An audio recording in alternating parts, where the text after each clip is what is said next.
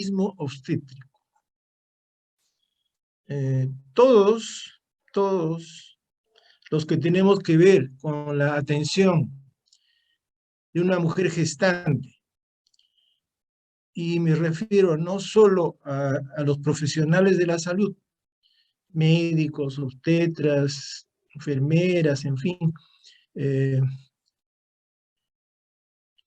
los mismos padres, por supuesto, los familiares, los amigos, todos queremos, deseamos que no haya absolutamente ningún problema en el parto. Todos esperamos eso.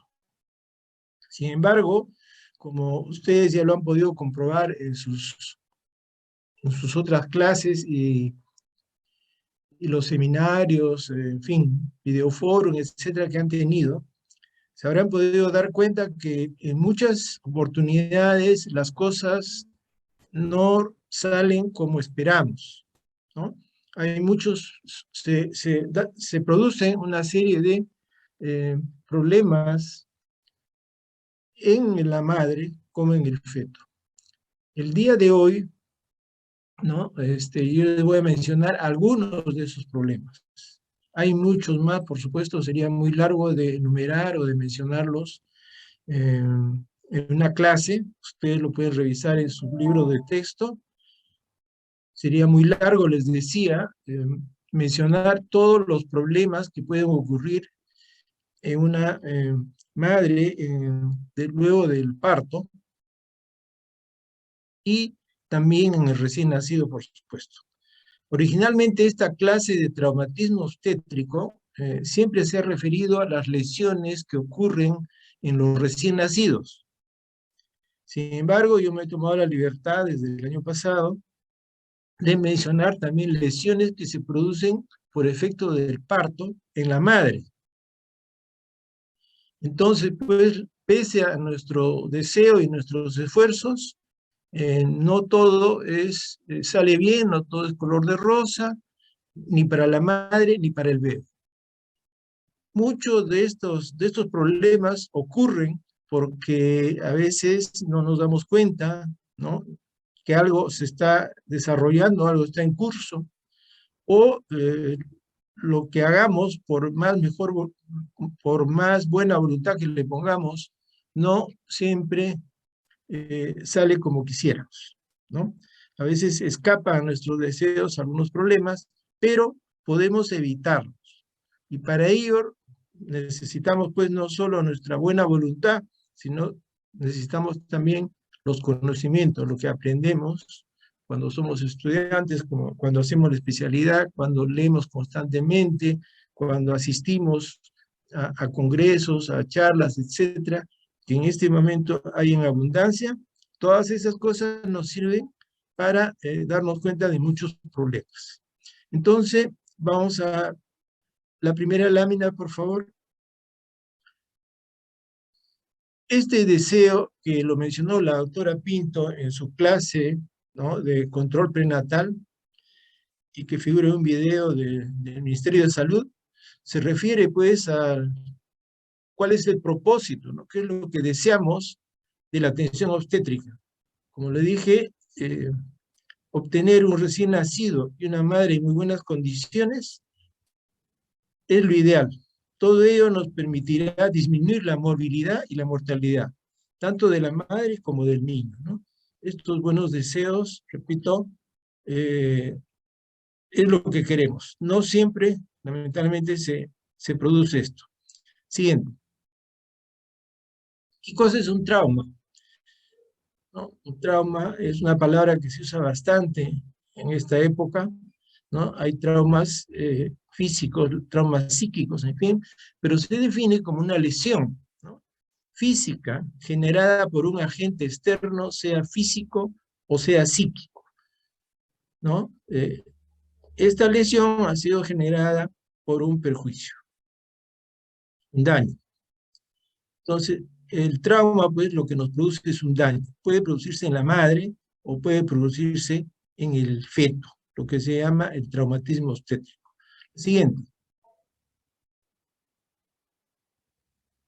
En la madre, en el canal del parto, ustedes saben, el canal del parto que está formado pues, por los genitales externos, la vagina, el cuello del útero, el útero, se pueden producir una serie de patologías, una serie de lesiones como consecuencias del parto, a veces del parto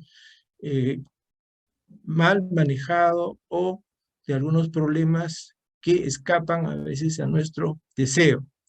Esas lesiones me he tomado la libertad de clasificarlas en diferentes ítems, ¿no?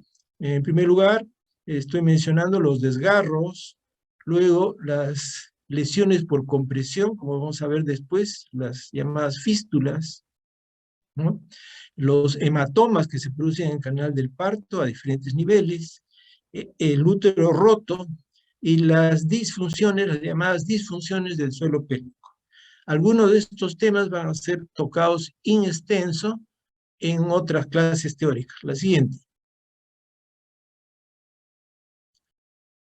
Viendo los desgarros más frecuentes, digamos, más importantes, tenemos los desgarros del cuello del útero, los desgarros de la vagina y los desgarros en el periné. La siguiente.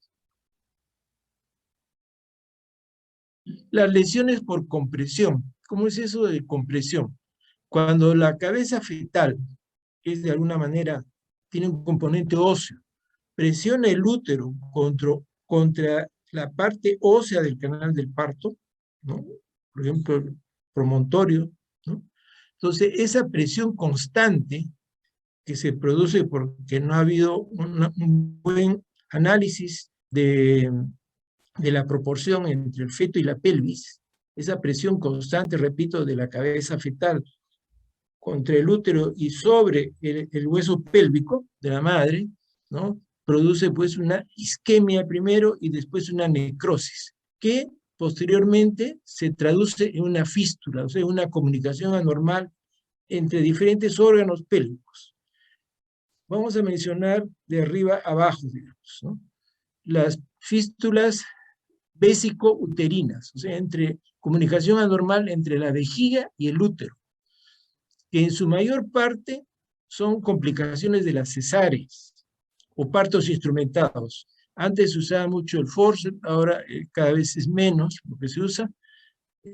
La ventosa también es un parto instrumentado, igualmente puede dar lugar a fístulas cuando no se aplica en buena forma. Entonces, las fístulas vesicuterinas, en su mayor parte, ustedes tienen que acordarse de eso, son complicaciones de las cesáreas.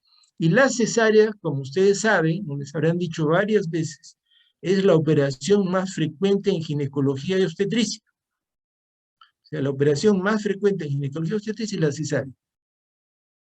Y muchas veces no es solo la primera cesárea, sino la segunda o tercera cesárea, o sea, las cesáreas reiterativas dan mayores posibilidades para que se produzcan estos accidentes tan terribles, las fístulas vesicuterinas.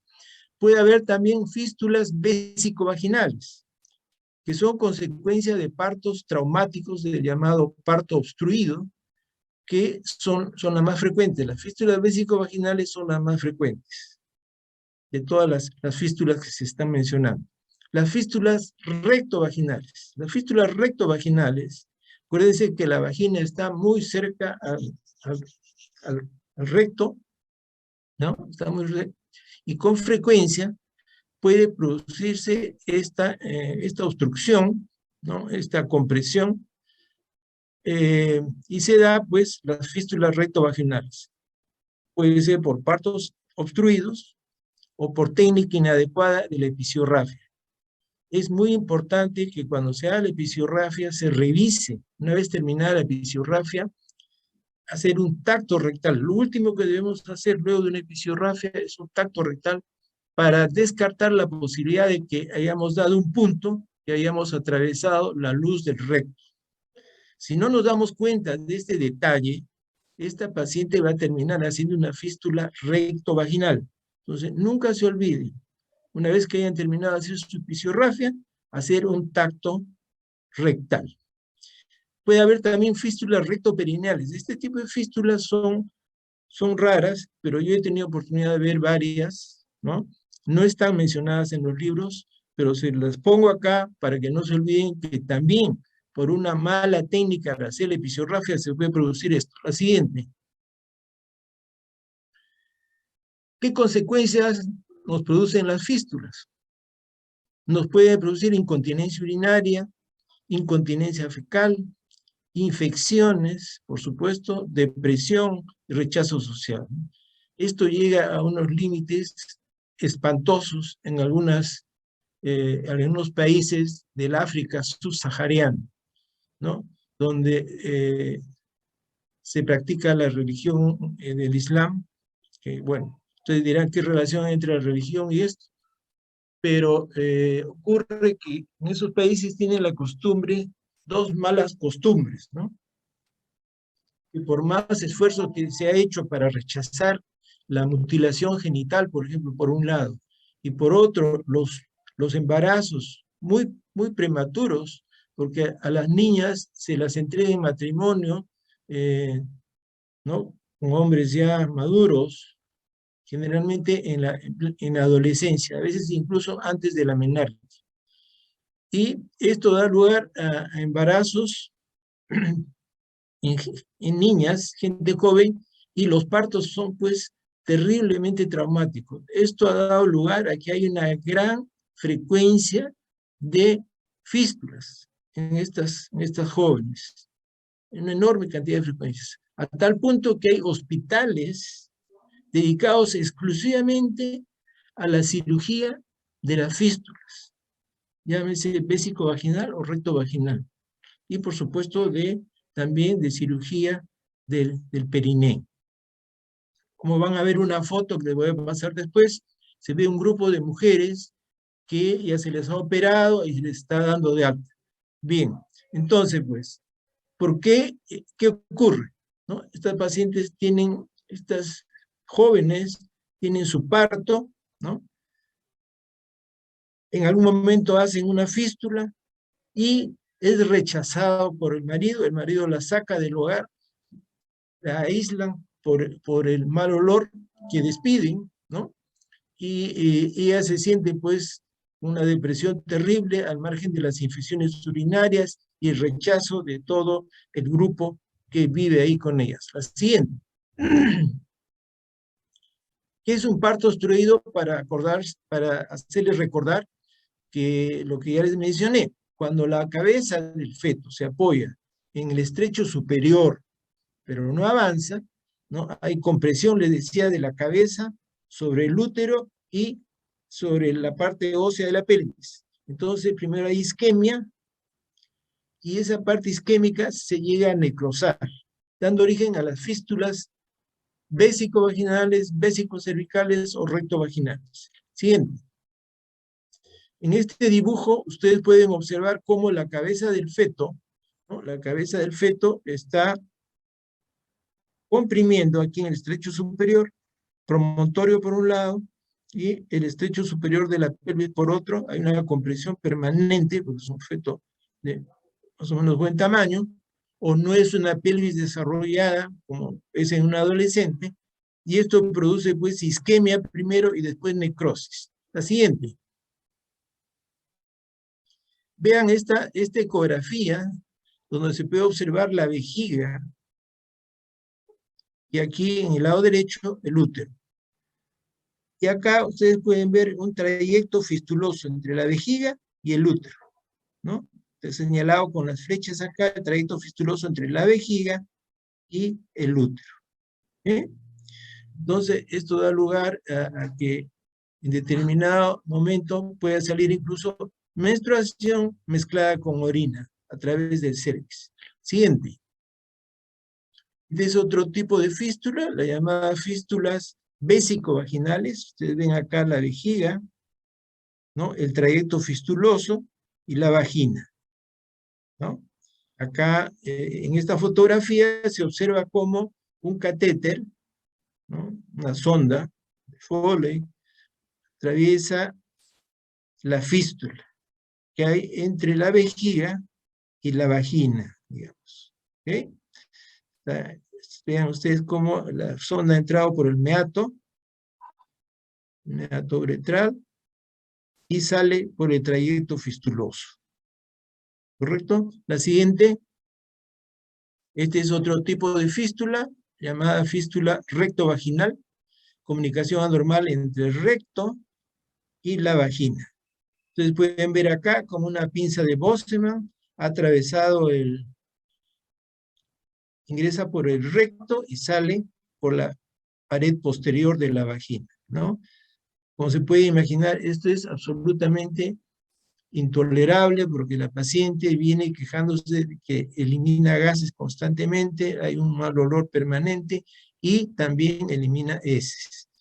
Esto es lo más desagradable para la paciente, para sus familiares, y significa pues un trauma enorme. Siguiente, por favor. Como les mencioné hace un momento, aquí hay un grupo de señoras, la mayoría muy jóvenes, que han pasado por un parto muy traumático. Un parto tan traumático que les ha producido fístulas. Esas fístulas han dado lugar a las incontinencias que ya les he mencionado, que a su vez produce un rechazo del grupo humano donde viven. Entonces las mujeres se sienten aisladas, se sienten que despiden un mal olor constante, y es realmente una tragedia. Y a estas señoras se les puede operar, entonces tienen que acudir a unos hospitales especializados que hay en esos países, ¿no? Y aquí en esta foto lo que se ve un grupo de estas señoras, que repito, la mayoría profesan la religión islámica, que han sido operadas y les está dando de algo y se les ha brindado algunos obsequios para que puedan llevar a sus domicilios. La siguiente. Aquí ustedes pueden ver otro tipo de desgarro, de trauma, esta vez en el cuello del útero. ¿Ven? Aquí el trauma que está siendo reparado, ¿no? Con puntos en cruz. La siguiente. Ahora vamos a hablar sobre los hematomas. Las hematomas, o sea, las colecciones de sangre que al comienzo no se observan porque son en los tejidos subyacentes. En los hematomas, la parte externa está bien y por dentro es que se va localizando la sangre, se coagula y va presionando conforme va ocupando estos espacios. Generalmente los hematomas se dividen en dos tipos, ¿no? Hematomas por debajo del músculo elevador, como en este caso. Este es el músculo elevador, aquí ustedes ven el hematoma, es un corte transversal. Este sería una mirada de frente. Ustedes ven aquí cómo el hematoma se está formando en la fosa isquiorrectal. La fosa isquiorrectal entre el recto y el isquio es una zona con un tejido celular subcutáneo tipo areolar, que muy fácilmente puede ser ocupado por sangre. Entonces, los hematomas, les decía que se dividen en dos grupos, los que están por debajo del músculo elevador del ano, y los que están por encima del músculo elevador del ano. La siguiente, por favor.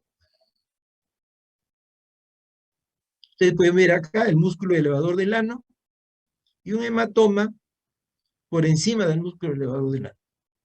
Estos hematomas son mucho más difíciles de diagnosticar porque, primero, que no se ven, ¿no? La paciente solamente refiere un dolor nada más intenso en la zona pélvica, pero como recién ha dado a luz, ¿no? Todo el mundo piensa que puede ser simplemente por el mismo trauma del parto reciente, ¿no? Pero estos hematomas tienen el problema que pueden seguirse diseminando y prácticamente se acumulan entre las hojas del ligamento ancho y a veces van hasta el retroperitoneo. El siguiente. Ustedes pueden ver acá un hematoma que está por debajo del músculo elevador. Ven, aquí se ha hecho una episiografía. Originalmente estaría acá. Este es el lado sano, si se quiere, el lado izquierdo de la paciente. En el lado derecho ven como tremendo hematoma que no solo se observa ¿no? Cómo la piel está totalmente presionada, tensionada, y hay un enorme edema también que acompaña. Los puntos están tirantes, todo esto implica pues un cuadro de muchísimo dolor. Y el tratamiento es soltar todos estos puntos, evacuar todo el hematoma, ubicar algún vaso si hubiera, y volver a reparar luego de hacer un lavado con suero fisiológico, y por supuesto esta paciente va a quedar con un DREN que se le tiene que poner, analgésicos, se le tiene que dar antibióticos, etc. La siguiente. Les decía pues que los hematomas son consecuencia de desgarros de los vasos que están debajo de los tejidos, o sea, el tejido aparentemente se ve sin ninguna lesión, ¿no? Y el síntoma principal es el dolor en el sitio del hematoma. La paciente se queja de muchos dolores. Entonces uno piensa que son los puntos, pero a veces no son los puntos, es cerca a donde están los puntos que se han hecho en episodiografía. Posteriormente se va formando el hematoma que ya se hace visible, ¿no? Siempre cuando se hacen visibles son hematomas que están por debajo del músculo elevador del ano. La siguiente.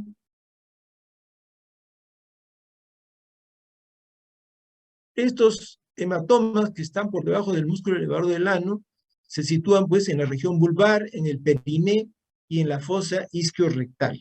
Los que están por encima, les decía hace un momento, son muy difíciles de diagnosticar y pueden llegar hasta el ligamento ancho o hasta el espacio retroperitoneal, que a veces se requiere tomografías o resonancias magnéticas para llegar a un diagnóstico.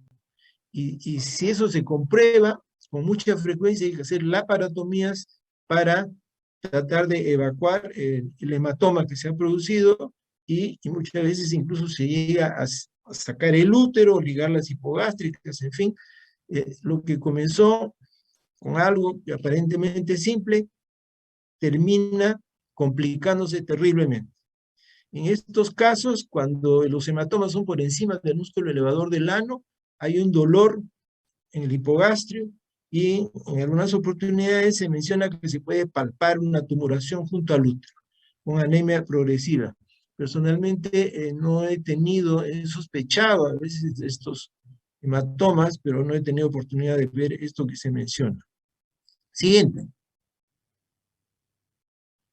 El tratamiento, como también ya les dije, hay que drenar los coágulos, hay que hacer hemostasia, hay que hacer taponamientos a veces,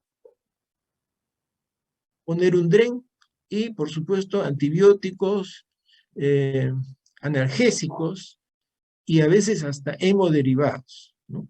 Cuando los hematomas están por encima del músculo elevador del ano, se puede llegar no solo a la paratomía con drenaje del hematoma, sino muchas veces histerectomía e incluso ligadura de las arterias hipogástricas. Siguiente.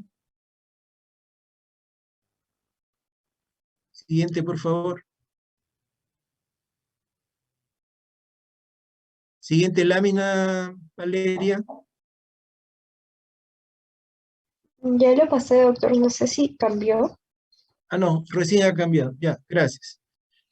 La rotura uterina es un tema que ustedes probablemente se los han mencionado en extenso. Solamente quiero puntualizar estas pocas cosas, que es un accidente terrible, terrible no solo para la madre, por supuesto, sino también para el médico, ¿no? Encontrarse con una rotura uterina es para que a uno se le paren pues los pelos, en fin, es un accidente gravísimo, ¿no? Que a veces a altas horas de la noche uno puede descubrirlo, y que produce un 10%, una alta mortalidad materna y mortalidad perinatal. Uno puede sospechar ecográficamente de la inminencia de una ruptura cuando el grosor o el espesor del útero es de menor a 3.5 milímetros, ¿no? Esto incrementa el riesgo de hasta 20 veces de la rotura uterina. La siguiente. Estos son dibujos de diferentes tipos de rotura uterina. Esta es una rotura en una incisión previa que ha sido corporal, se ha abierto, ¿no? En el fondo, el cuerpo del útero cerca al fondo. ¿no? Ustedes pueden ver acá otro tipo de rotura uterina con un enorme hematoma en el ligamento ancho, ¿no? Enorme hematoma en el ligamento ancho. La siguiente, una rotura uterina en el fondo del útero, vean ustedes, ¿no? Aquí están los ligamentos redondos, ¿no? Por acá las trompas, tremenda rotura que hay. Siguiente, otra rotura, pero esto es en el segmento uterino. Siguiente. ¿Qué efectos tiene el parto sobre el suelo pélvico? Primero, el dolor, ¿no? Quizás es lo más cercano y lo que más incomoda finalmente en la calidad de vida de las pacientes que acaban de dar a luz, ¿no? El dolor puede ser porque ha habido desgarros, episiotomías mal hechas o mal suturadas, puede producirse desinserciones o un sobreestiramiento de los tendones, de los músculos. Puede haber también lesiones nerviosas, especialmente con compromiso del nervio pudendo. El nervio pudendo es uno de los nervios más importantes que inervan prácticamente todo el aparato genital, ¿no? El nervio pudendo. También se producen disfunciones urinarias, puede haber incontinencia urinaria, puede haber retenciones, por supuesto, disfunciones sexuales, dispareunia, una vez que se produce una mala cicatrización por una episiorrafia mal hecha, hay dispareunia. Y finalmente, en las mujeres que han pujado mucho, que han tenido fetos macrosómicos, los prolapsos, sea de la vejiga, del recto, del mismo útero, los famosos prolapsos, que son sumamente frecuentes en mujeres que han tenido varios hijos de parto vaginal. La siguiente, les mencionaba del nervio pudendo, ¿no? Puede lesionarse durante el parto, en el expulsivo, o cuando una episiotomía es muy extensa. El estiramiento, ¿no? Y la irritación del nervio pudendo desemboca en un dolor intenso, un dolor neuropático paroxístico, que puede ser quemante o lancinante. Es una cosa muy, muy, muy desagradable. Realmente no es frecuente esto. La siguiente. Ahora vamos a ver algunas lesiones en los fetos. Hemos visto en las madres, les mencioné algunas, no son todas por supuesto, pero ocurren pese a los buenos deseos que podamos tener. Igualmente pasa en el feto, ¿no? Las lesiones que se producen en el recién nacido, más que durante el trabajo de parto, se producen durante el nacimiento. Durante el nacimiento, como ustedes saben perfectamente ya, se dan una serie de fuerzas mecánicas, hay contracciones, hay compresiones, torsiones, tracciones, etcétera, especialmente en el nacimiento, y por más cuidado que pongamos, a veces no siempre se pueden evitar. La siguiente.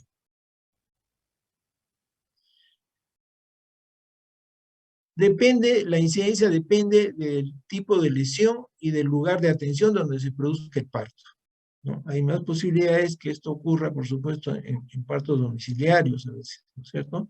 Por eso la importancia de motivar a nuestras pacientes para que tengan un parto institucional, un parto en un establecimiento de salud, para que sea atendido por personal con experiencia. Gracias a la mejoría en las técnicas, estas lesiones han disminuido significativamente, ¿no? La morbilidad es de más o menos 20 por 1000 nacidos vivos, y hay dos lesiones en la cabeza fetal, el caput sucedáneo y el cefalohematoma, que son las lesiones más frecuentes. En estadísticas de Estados Unidos se menciona que los traumatismos severos son de 1 por 100.000 nacidos, y según el CEO, 1.7%. La siguiente, por favor. ¿Qué factores predisponentes? Hay factores predisponentes que dependen del feto o de la madre o del parto en sí. Del feto, obviamente, un feto muy grande, un feto macrosómico, un feto que pasa de los 4 kilos, los 4.000 gramos, ¿no? Tiene gran predisposición a tener traumas él mismo y producir traumas en la madre también. Una de las causas de atonía uterina que les habrán mencionado es justamente la macrosomía fetal. Los recién nacidos pretérmino, pese a que son pequeños, a veces los partos son muy rápidos, son precipitados, y esto produce lesiones en la cabeza del feto, ¿no? Cabezas muy grandes, o en los embarazos gemelares, que a veces se requiere hacer maniobras obstétricas como la versión interna y gran extracción. En una mujer que da luz por primera vez o es muy bajita, por debajo de 1,43, o tiene alguna anomalía pélvica, es muy probable que eh, se pueda considerar como un factor predisponente y, por supuesto, dar lugar a una serie de traumatismos, no solo en la madre, sino también en el feto, ¿no? Las presentaciones anómalas, si no nos damos cuenta, podemos terminar produciendo lesiones en el feto. Los partos instrumentados de por sí, al ser, si no son al menos aplicados por gente experimentada, podemos producir graves lesiones en la cabeza fetal. Los explosivos muy rápidos o explosivos prolongados y las distocias de otro tipo. La siguiente. En el recién nacido puede presentarse lesiones en el cráneo externas, intracraneales o internas, y lesiones encubiertas, ¿no? Estas lesiones pueden dar lugar a hemorragias sudurales, hemorragias epidurales, hemorragias intracerebrales, y pueden ocurrir incluso de un parto vaginal espontáneo donde no se ha observado ningún incidente. En primigestas, especialmente, a veces se observa lo que se llama el moldeamiento de la cabeza fetal, que es la cabeza así como si fuera una torre, ¿no? Como un cono. Este moldeamiento desaparece muy rápidamente y no implica patología alguna. Siguiente. La hemorragia intracraneal, ¿no? Generalmente está relacionada con la edad gestacional. En los niños pretérminos, en los prematuros, la hemorragia intracraneal se debe a hipoxia y a isquemia. En cambio, en los niños a término, el trauma es generalmente la causa más frecuente de hemorragia intracraneal. En algunos recién nacidos puede no encontrarse la causa. En muchos casos, esta hemorragia es asintomática y incluso puede darse espontáneamente, ¿no? Como mencionan estos autores. Siguiente. Aquí ustedes pueden ver en el texto de Williams tipos principales de hemorragia intracraneal neonatal. Como ven ustedes, hay diferentes tipos: subdurales, intracerebelosas, intraventricular, en fin, subaracnoidea, etc. Diferentes tipos de hemorragias intracraneales neonatales. Siguiente. Entre los hematomas extracraneales que les mencioné, son los más frecuentes, ¿no? ¿Qué son los hematomas? Son colecciones de sangre que se acumulan fuera de la bóveda del cráneo. Los más frecuentes, ya les he dicho varias veces, el caput sucedáneo, el cefalohematoma, la hemorragia subgaleal. Si observamos la cabeza fetal y vamos de afuera hacia adentro, nos vamos a encontrar con diferentes estructuras. Por fuera, por supuesto, está el piel con cuero cabelludo, ¿no? Luego, tejido subcutáneo, la llamada gala aponeurótica, el espacio subgaleal y el periósteo de la bóveda cerebral. Siguiente. Ustedes en este dibujo pueden observar como diferentes tipos de lesiones, ¿no? Aquí esta lesión corresponde al caput sucedáneo. Ustedes pueden ver cuero cabelludo, ¿no? Edema. El caput no es otra cosa más que edema que se produce por encima de la aponeurosis, ¿no?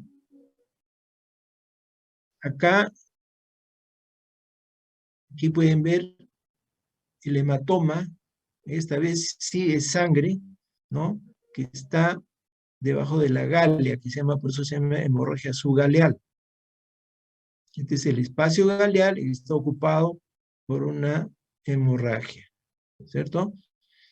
Muy bien, aquí está el cerebro, periósteo, y poco más abajo, finalmente, pueden ver ustedes el cefalohematoma.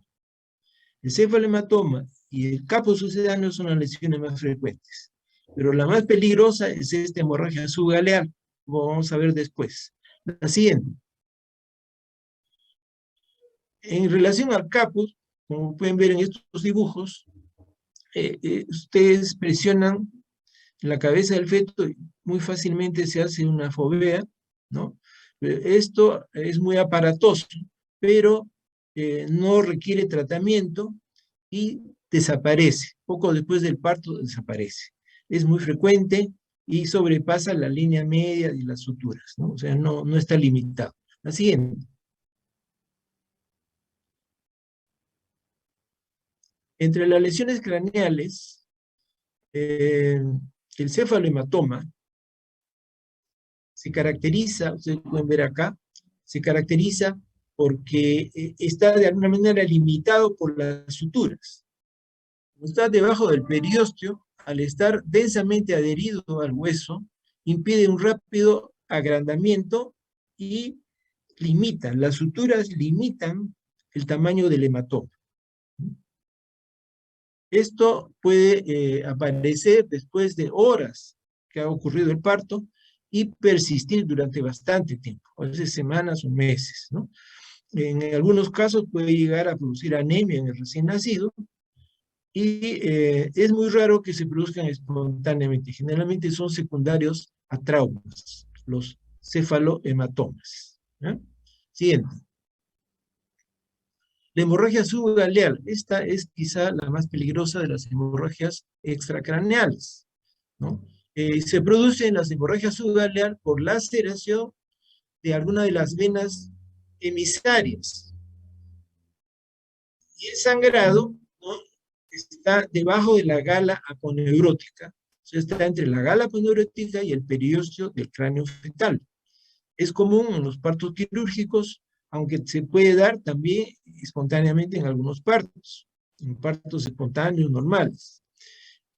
Debido a que hay un tejido areolar suelto y una gran área de superficie, se puede acumular volúmenes significativos de sangre en este espacio, ¿no? Eso es lo importante, por un lado, y lo grave de este tipo de hemorragia subgaleal. Se puede acumular gran cantidad de sangre que puede llevar al feto a que le baje la presión, puede producirle morbilidad, incluso hasta mortalidad. O sea, la hemorragia subgaleal es un cuadro bastante severo y hay que tener muchísimo cuidado de su aparición, estar atentos. La siguiente. En la piel puede haber diferentes tipos de lesiones, ¿no? Las petequias son relativamente frecuentes, a veces se observan también en la madre cuando hace mucho esfuerzo por pujar, ¿no? Y se le producen petequias, pequeños puntos hemorrágicos. En el caso del feto, aparecen en la parte de la cabeza fetal, digamos, que es la que se presenta en el momento del parto. Hay una enorme enorme presión intratorácica que se da durante el paso del tórax por el canal del parto. También desaparece rápidamente y solamente hay que observar. La siguiente. Eh, la adipononecrosis subcutánea. La adipononecrosis subcutánea, como su nombre le indica, hay una necrosis del tejido celular subcutáneo, ¿no? Y está circunscrita a la piel. Puede o no haber cambios en la coloración. Aparece poco después del nacimiento, entre el 6º a 10º día de vida. Igualmente no requiere tratamiento y seguirá desapareciendo poco a poco. Siguiente. Las laceraciones que se ven aquí en este dibujo, generalmente son producidas durante la cesárea, ¿no? A veces el segmento uterino, que como ya les habrán explicado, es una capa muy delgada de músculos, ¿no? Una capa muy delgada de músculo que fácilmente se puede cortar. Para hacer la histerotomía, hay muchos colegas que usan el bisturí y a veces pues, presionan demasiado y cortan el músculo uterino y cortan también la cabeza del feto. Lamentablemente esto ocurre, por eso hay que tener muchísimo cuidado cuando se haga el corte en el segmento uterino. Y ven, el niño es muy, muy triste y muy feo entregar un bebé que ha nacido por cesárea, supuestamente libre de cualquier trauma, y sale con una herida. ¿Ok? Siguiente. Otro tipo de lesiones en el cráneo pueden ser ya más graves, ¿no? Como la fractura, ¿no? Si bien los huesos de recién nacido están poco mineralizados, o sea, no son muy duros, ¿no? Y hasta se sobreponen, se pueden dar, ¿no? Las fracturas más frecuentes son fracturas lineales, a veces se asocian a depresión ósea, muchas veces no. Esta depresión ósea que a veces se produce por querer sacar, ¿no? La cabeza fetal está impactada ahí en la pelvis menor, y si se hace una cesárea, un ayudante por vía vaginal empuja la cabeza del feto y a veces no lo hace con el debido cuidado y puede dar lugar a este hundimiento en la bóveda craneal fetal. Esto felizmente también se cura espontáneamente, pero se demora algunas semanas. La siguiente. Se puede ver en esta foto una radiografía, el hundimiento de la bóveda craneana fetal. Siguiente. Las hemorragias subconjuntivales se pueden observar en partos normales. En los partos distóxicos, por supuesto, puede ser mucho más frecuente y felizmente se resuelven espontáneamente en pocos días, ¿no? Las hemorragias en la retina se pueden ver también en partos normales y esos son mucho más difíciles, como comprenderán ustedes, de eh, diagnosticar. Siguiente. Bien, hay otras lesiones que se producen en el cuello, precisamente, ¿no? Los famosos hematomas del esternocleidomastoideo. El esternocleidomastoideo, que es un músculo que va desde la mastoides a la clavícula y hasta el esternón. Entonces, como ustedes pueden ver acá, se producen hematomas. Esto generalmente es por aplicación de forceps, de espátulas, o porque hay sobreestiramiento o un estiramiento muy brusco para sacar la cabeza del feto y que aparezcan los hombros, ¿no?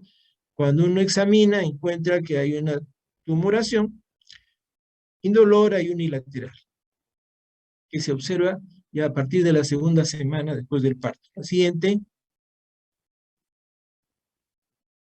En cuanto a las fracturas, es otra lesión que lamentablemente a veces se produce, ¿no? En algunas oportunidades es un recurso, digo que es un recurso, porque cuando hay lo que se llama la distosia de hombros, o sea, el diámetro diacromial no sale, sale la cabeza, pero el diámetro diacromial no sale, por más maniobras que se hagan, hay diferentes maniobras para el parto de los hombros, y lamentablemente a veces por tratar de sacar los hombros se fracturan, ¿no? Las clavículas, lógicamente de esa forma se acorta el diámetro biacromial y eh, sale el bebé, ¿no?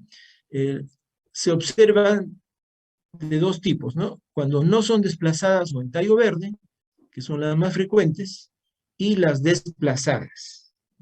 En los dos casos hay una disminución, especialmente las desplazadas, disminución de los movimientos de los brazos en el lado afectado, puede haber un reflejo de Moro incompleto y ahí uno puede observar con cuidado el signo de la tecla o crepitación, ¿no? Le ponen un vendaje en 8, parece, y con eso se resuelve este tipo de lesiones. Claro que es muy duro para una madre aceptar que un recién nacido ya está fracturado, ¿no? La siguiente. Los huesos largos son mucho más raras, las fracturas de húmero y fémur. Generalmente se dan cuando los partos son distóxicos, hay que hacer fuerza para jalar al bebé, ¿no? Y en los fetos que están en presentación podálica, que se puede observar esto, ¿no? Siempre hay desplazamiento de los fragmentos, como pueden ver ustedes acá, y eventualmente podría requerir cirugía. Siguiente. Puede haber lesiones intraabdominales también en las cápsulas suprarrenales, en el hígado, ¿no? Que no sobrepasan la cápsula y que se manifiestan por ictericia, por letargia, por anemia, eventualmente se podría diagnosticar mediante una ecografía si hay la sospecha clínica. La rotura del vaso es mucho más rara, felizmente, pero sería muy trágico que se le rompe el vaso y que no sea un diagnóstico a tiempo porque podría ser mortal para el recién nacido. Siguiente. Vienen las parálisis de los nervios periféricos. Las parálisis del plexo braquial son relativamente frecuentes, lamentablemente, ¿no? Es por la presión que se ejerce sobre el nervio facial, ¿no? O por los nervios del plexo braquial.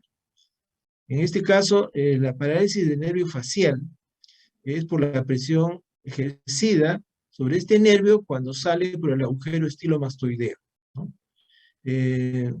Se hace evidente al nacer, un poco después del parto, y se puede objetivar a veces después de un parto eutóxico también, por una cesárea o en los partos instrumentados, generalmente en forceps. Se puede recuperar después de algunos días, pero es muy traumático, no solo para el bebé, sino para la madre, observar a su niño, como pueden ver en la lámina siguiente. La lámina siguiente, por favor. Como pueden observar que una madre ve a su niño así, lógicamente se asusta, dice que le ha pasado a mi niño, qué le han hecho, ¿no? ¿Qué tiene? ¿No? No es otra cosa, pues una compresión del nervio facial que felizmente se resuelve espontáneamente, ¿no? Más o menos rápidamente. ¿Okay? La siguiente. Lo que se refiere a otra lesión de nervios periféricos, la parálisis del plexo braquial, generalmente se da por estiramiento, o sea, en el momento de sacar, producirse el parto de hombros, se llama, se comprometen los músculos de las extremidades superiores. Y hay un compromiso, pues, de las raíces nerviosas del plexo braquial, especialmente desde el 5 hasta el 8, ¿no? Y el T1, o sea, el transverso o dorsal 1. Estas maniobras que se hacen para sacar al bebé producen pues elongación o arrancamiento de las fibras nerviosas del plexo braquial. Esto demora mucho más, por supuesto, en recuperarse y también es sumamente traumático para una madre observar que su niño está con el brazo que no lo puede mover, que lo tiene torcido, y es una angustia muy grande. La siguiente, entre las parálisis de los nervios periféricos, dos son las más frecuentes, ¿no? La parálisis llamada de Duchenne y la parálisis que es mucho más rara. La parálisis de Duchenne, que implica la lesión de la quinta sexta raíz cervical, ¿no? ¿Qué se observa? Se observa el hombro que está caído, que cuelga, ¿no? Hay extensión y aducción, con rotación interna. Se dice es la posición como del mozo que pide propina, ¿no? Hay una flexión de la muñeca, se conserva la sensibilidad y motilidad de la mano. Se puede observar que hay reflejo de Moro asimétrico. La siguiente. En la parálisis braquial inferior o de Klumpke, la parálisis de Klumpke implica las raíces C8 y T1. Es mucho más rara, ¿no? Mucho más rara. Clínicamente se observa la mano paralítica en garra, se asocia al compromiso del simpático cervical en algunas oportunidades. Cuando se compromete el simpático cervical, hay una serie de cambios que se observan en el llamado síndrome de Claude-Bernard-Horner, síndrome de Horner, donde hay ptosis palpebral, donde hay miosis, enoftalmos y anhidrosis, ¿no? Todos estos signos comprenden el llamado síndrome de Horner, ¿no? Que está asociado pues a la parálisis de Klumpke. También se puede producir la parálisis braquial total. Después de la de Duchenne, es la que continúa en frecuencia, la parálisis braquial total, donde hay compromiso de la raíz quinta cervical y la primera dorsal. Es la segunda en frecuencia, después de la parálisis de Duchenne, ¿no? Clínicamente se observa toda la extremidad superior está flácida, no se mueve y hay ausencia de reflejos. También puede haber alteración de la sensibilidad. Siguiente. Cuando se compromete el nervio frénico, puede haber parálisis diafragmática. Esto se da partos instrumentados o cuando se produce el parto en podálica. Hay un compromiso, como ya les mencioné, del nervio frénico, generalmente es unilateral. Cuando es bilateral sí es muy grave porque puede requerir, ¿no? Puede requerir ventilación mecánica, o sea, habría que intubar al recién nacido para proporcionarle ventilación mecánica porque está paralizado totalmente el diafragma. La siguiente. Bien, esa ha sido la última lámina. La bibliografía, yo creo que si ustedes pueden, revisen la edición 25, que es del 2019, del libro de Williams, es donde más les va a ayudar. Si hubiera alguna pregunta, por favor.